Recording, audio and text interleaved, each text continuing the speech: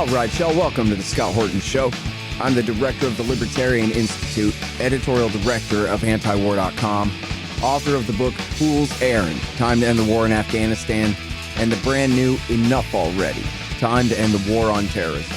And I've recorded more than 5,500 interviews since 2003, almost all on foreign policy, and all available for you at scotthorton.org. You can sign up for the podcast feed there, and the full interview archive is also available at youtube.com/Scott Horton Show. All right, y'all, on the line, I've got Ted Galen Carpenter, senior fellow at the Cato Institute and author of a great many books, including his latest Unreliable Watchdog, the News Media and U.S. Foreign Policy. Welcome back to the show, Ted. How are you doing? Oh, thanks very much, Scott. Happy to have you here on the show, and happy to talk to you about, I've been looking forward to talking to you about this piece that you wrote for antiwar.com. How will the Blob react if Ukraine faces defeat? And I'll go ahead and add to that, how will the Russian Blob react if the Russian military faces defeat? Best I can tell from here, and I'm no real military expert, I just rely on them.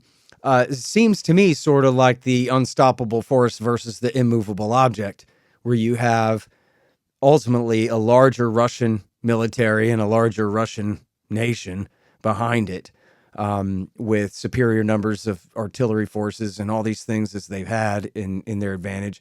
On the other hand, the Ukrainians have home field advantage. Their morale is high, or at least higher, because they're fighting in defense from a foreign invasion. And they've got a blank check from the United States and our wealthy European allies and all this high-tech equipment, drones and HIMARS and this and that. And I don't really know exactly how much difference that makes, and I don't know what all claims from either side amount to mostly propaganda compared to what's really happening there. But it just seems to me like we're not anywhere near a conclusion one way or the other through victory for one side or the other, or through a negotiated settlement either. So how do you assess all of that, Ted? Yeah, I think that's correct. This war is going to go on for some time yet. And from the standpoint of U.S. policymakers, that's just fine. They're using Ukraine as a proxy to bleed Russia, to humiliate Russia. And the great fear that I've had up to this point is that the strategy may succeed to the point that Vladimir Putin's government concludes that it has nothing to lose by escalating, including possibly even to the level of using tactical nuclear weapons in Ukraine. However, now, if the staunch supporters of Ukraine prove out to be right, we're facing the prospect of nuclear war with Russia, and that is something I don't think any sensible person should want. Now, my article looked at the opposite aspect. What happens if, as I think may occur this winter with the Russian counteroffensive, Ukraine clearly begins to lose?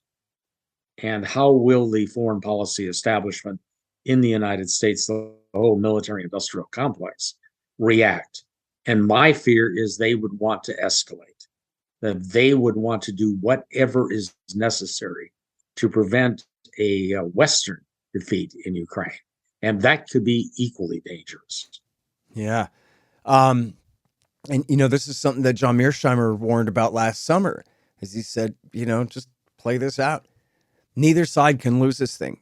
From the Russians' point of view, this is of the absolute highest strategic importance. And from the Americans' point of view, even though it's really not of the highest strategic importance at all, in terms of just Ukraine itself, weakening Russia is, as you said there. And they've talked so much smack about this, as long as it takes at any cost, and including Crimea too, and all of these things. They have drawn the line in a way where Biden would have to be willing to accept absolute humiliation, to just say, well, the Russians won the war. what are you going to do? We're not going to escalate this, in a way that makes it that much more dangerous, right? He doesn't have the courage to back down. Instead, he would have to pretend, look at how brave I am by escalating, right? Well, John Mearsheimer is one of our finest foreign policy thinkers, and he is right far more often than he's wrong. And in this case, I think he's definitely right. I don't see the U.S. foreign policy military establishment backing down if its proxy begins to lose. And yet, that is probably the most likely outcome. One of the statistics that came out with not all that much fanfare was a comment by General Milley, the head of the Joint Chiefs of Staff last autumn, in which he pointed out that the Russian forces had lost more than 100,000 dead and wounded in the war. But what he added, which received surprisingly little attention, was that Ukraine had also suffered more than 100,000 dead and wounded. But Russia's population is 3.5 times that of Ukraine's. And if there is a war of attrition, there's almost no way that Ukraine can win. Russia can absorb these terrible casualties far easier than Ukraine can.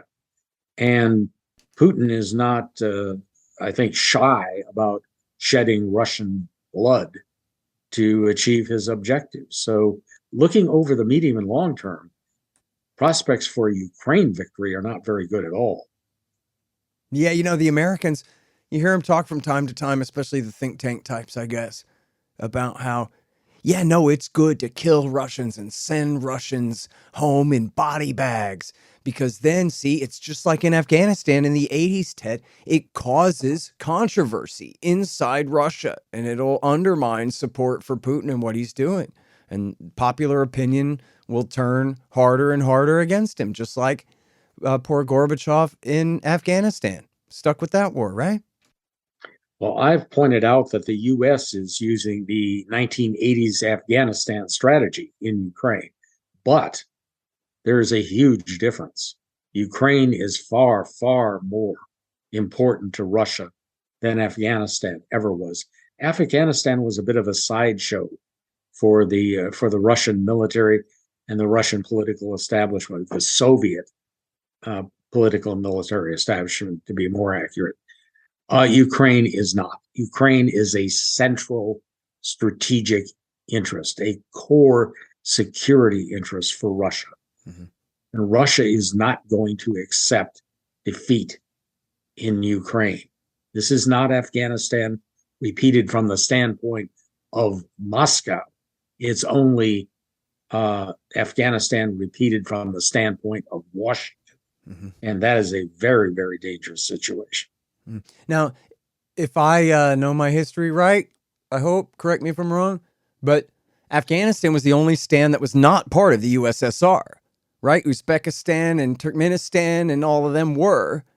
But here we're talking about Ukraine was not just a member of the USSR. They were actually one of the republics, right? Not just in other words, not just a member of the Warsaw Pact alliance with the commies, but one of the closer to Moscow countries, even compared to, say, Poland, which was under Soviet domination, but wasn't an actual member of the, I don't know how they break that down. You know what I mean? Yeah, Ukraine was a constituent part of the Soviet Union, and it was also realistically the second most important part of the Soviet Union. So this is a high level interest strategically and economically for Russia.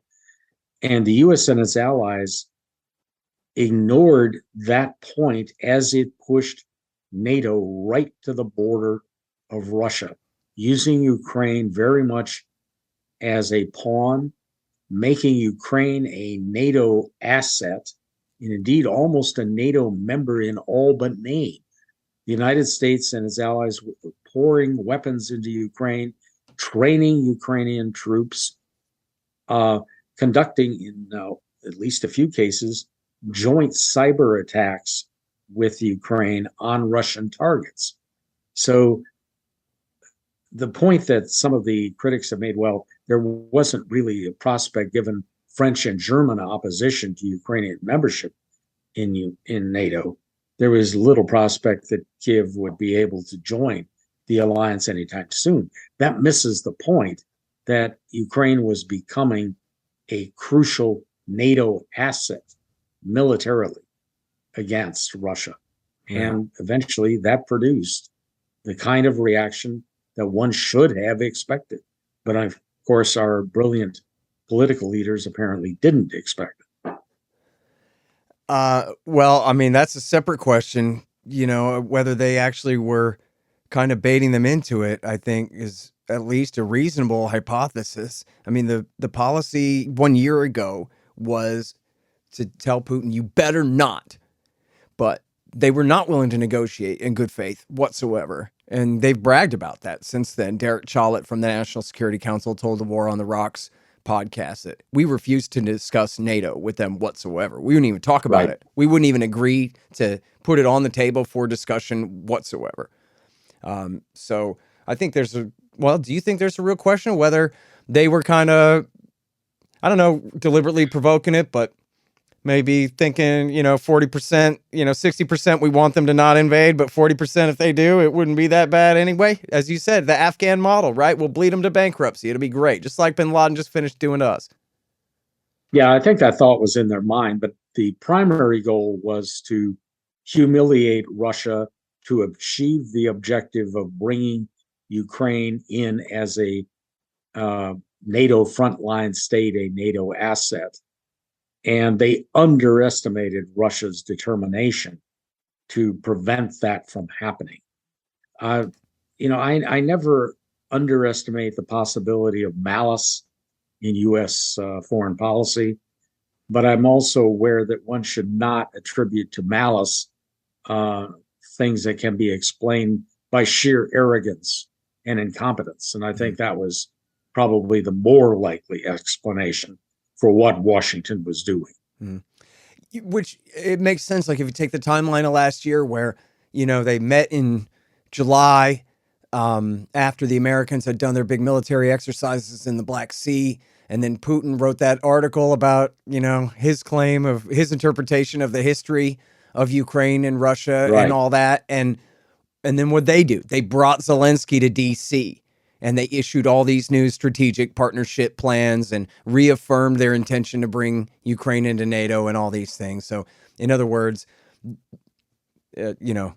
agreeing with your theory here of just their arrogance blinding them, that this is the only way that they know of to deal with something like this. They weren't going to say to Putin, okay, look, man, here, let's negotiate a way out of this.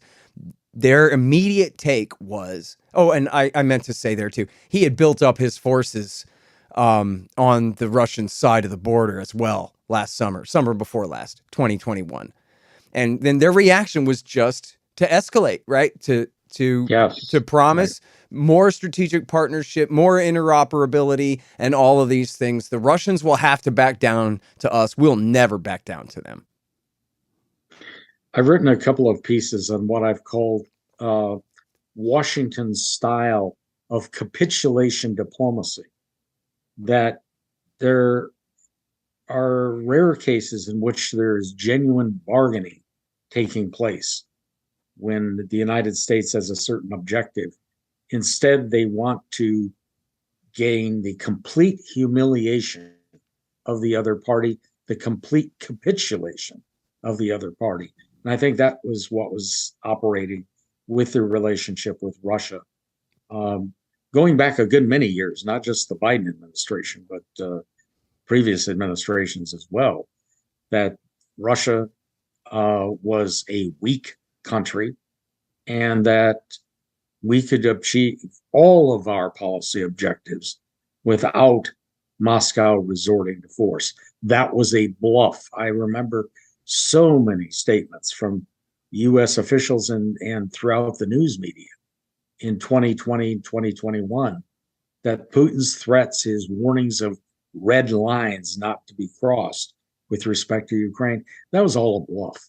Well, they found out differently. It wasn't a bluff. Yeah, hang on just 1 second. Hey, y'all, they've got great deals on weed at thehempspot.com. The Hemp Spot specializes in Delta 8 tetrahydrocannabinol instead of Delta 9, so they can send it straight to you anywhere in America. Recently, a friend moved and didn't have a guy in his new town, but then he heard about the hempspot.com on my show and was saved, figuratively and literally, because if you use the promo code Scott, you get 15% off every order and free shipping on any order over $100. Legal jams, bud, gummies, and the rest in your state.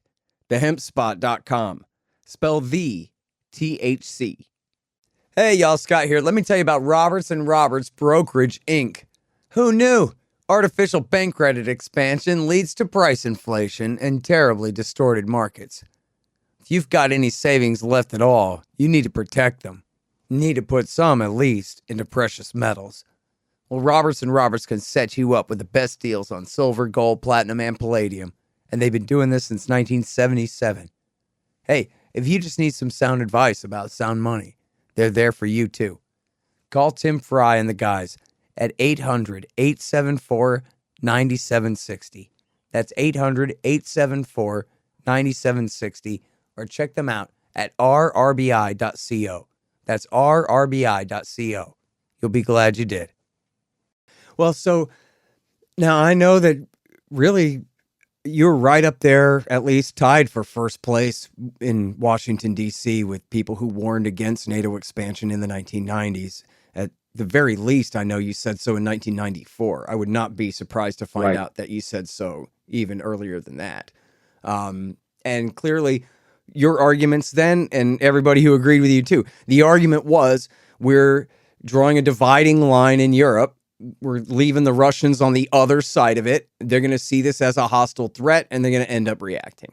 But then, so here's my setup for the question, though, is, yeah, but it took 30 years for them to react, and maybe there's a correlation, but not a causation. The American War Party says that, come on, Ted, this is just a pretext. The reality is that Vladimir Putin wants to be a great czar, and so he wants to reincorporate the 4 eastern oblasts of Ukraine and his land bridge to Crimea and all these things before he dies of old age somehow.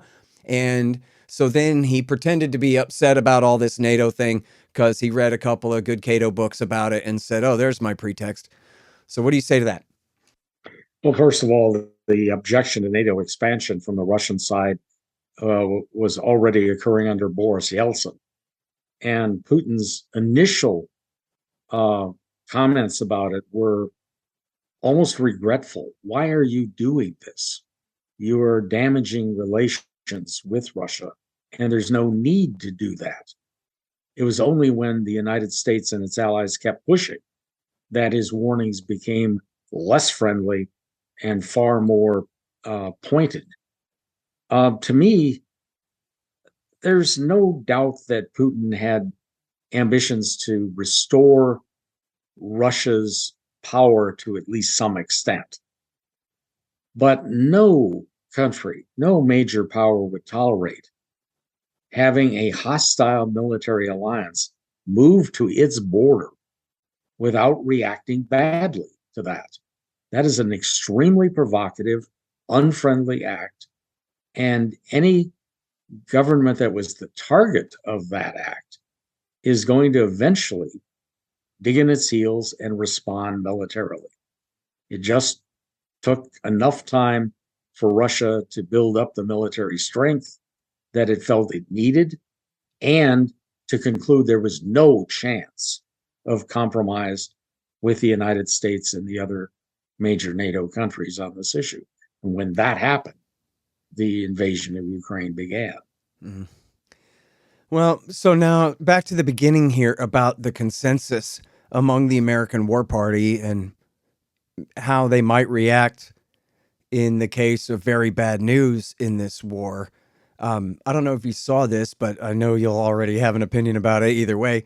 There's this study by, not just an article about it, but a study by Max Abrams and Richard Hanania, where they kind of chart out in a professor kind of a way on graph paper and everything about the proximity of foreign policy thinkers to Washington, D.C. and their views, and where essentially the professors tend to be more realists or doves, but the think tankers are all hawks. And they even start out with the example from the fall of 2002 when all those international relations experts said we should not attack Iraq. But they just didn't count because it was the think tanks had the consensus that said, we damn well better, and we're going to. And so I just wonder about, the social psychology of this whole thing. I mean, you cite in this article about, what Anne Applebaum thinks. And my initial reaction is, who cares what Anne Applebaum thinks? But then the answer is a lot of people care what Anne Applebaum thinks. And the completely ridiculous and frankly stupid and wrong things that she thinks are very representative of the consensus of the rulers in Washington. This is what they talk about at their cocktail parties. This is the editorial line at the Washington Post, all for good reason. This is what they believe. And there doesn't seem to be much room in there for, you got to hand it to him. Old Ted Carpenter at Cato, he did make some correct predictions and has some astute analysis here. You just don't get that at all, right? There's just no nuance. There's no, real break in the consensus. It's total groupthink up there. Yeah, there's very little self-reflection either about their own mistakes, which are now enormous in number, and not just on the Ukraine issue, as we well know. A good many issues going back decades. And yet there's this pervasive unwillingness to admit error. I go into this in the Unreliable Watchdog book, the alliance, if you will, between the news media and political leaders and officials in the national security state, the CIA, the Pentagon, the State Department, and so on. And this is one big community that has become a bubble. They talk to each other. They reinforce each other's beliefs and assumptions, often beliefs and assumptions that are horribly wrong. But that is the community that determines policy. And outsiders may be absolutely correct on a particular issue. It doesn't matter, unfortunately. That blob, and that's an accurate term for it, that was coined by, ironically, Barack Obama's Deputy National Security Advisor, Ben Rhodes. But that thing just continues to dominate policy. Mm. And we have really seen that with Ukraine, where dissent has been vilified and often silenced, simply because that is challenging conventional wisdom and the network of vested interests. Let's face it, a lot of people are prospering from the $100 billion of U.S. tax money being given to Ukraine. And they don't want to give that up. Yeah, it's a lot of money. And yeah, I appreciate the way you talk about how ironic it is that Ben Rhodes coined that term, since he could be the executive vice president of the Blob himself. He's the guy that told the New York Times last February or March that this is our redemption. Russia's invasion of Ukraine erases Afghanistan, Pakistan, Iraq, Libya, Syria, Yemen. None of that ever happened. All that imperial hubris and overreach, that era is now the past, and the future is now America redeemed, fighting for the little guy against the evil empire. How do you like it? Well, that was never an accurate description of U.S. policy at any point in recent decades, certainly. And don't you remember that time we saved France from the Nazis? Yeah, that's probably the last thing they can cite that fits their narrative. But what we're going to see is not redemption for the blunders in Afghanistan and Iraq and Syria and so many other places. It's simply going to be the latest and most serious blunder that the establishment has committed. Yeah. And speaking of which, in the last few minutes here, that narrative that the terror war is over is really not right. And you have a piece here about at Cato.org about staying in Syria. There was just a new report Yep. that came out yesterday. Their DOD claims they killed 700 ISIS terrorists in Iraq and Syria in the last year, Ted. So what does that tell you? Yeah, the so-called war on terror is still going on. It's just not receiving nearly as much attention uh, that it was receiving a few years ago. But it's still taking place. A lot of attacks on innocent civilians, total disruption of a number of other societies, the tragedies in Libya, Syria, Iraq, Yemen, horrifying situations that the US brought about. And yet those things are continuing. They're just now flying beneath the radar Mhm. because of so much attention to Ukraine. Yeah. Well, at the end of 2019, when somebody fired some rockets at Americans at a base or was it the end of 2018 now? I'm getting old and and somebody fired rockets at an American base in Iraq, and there was a back and forth that culminated in Donald Trump's assassination of Qasem Soleimani, the head of the Iranian Quds Force. And then the Ayatollah fired some missiles at an empty corner of an American base in Iraq. That could have escalated to a real war with Iran right there.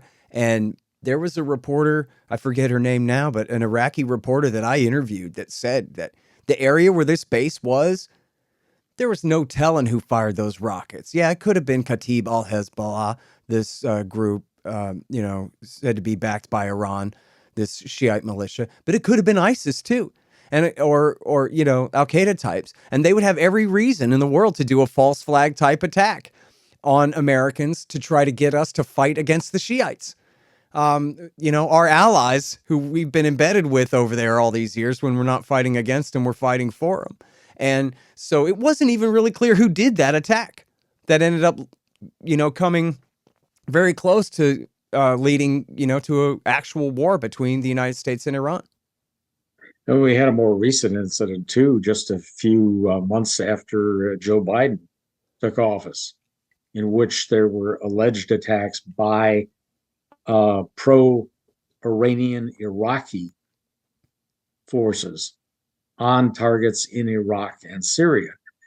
Oh, And Biden responded with missile attacks again on targets in both of those countries, supposedly terrorist installations. So again, this thing is simmering, and it wouldn't take that much to bring it to a boil again.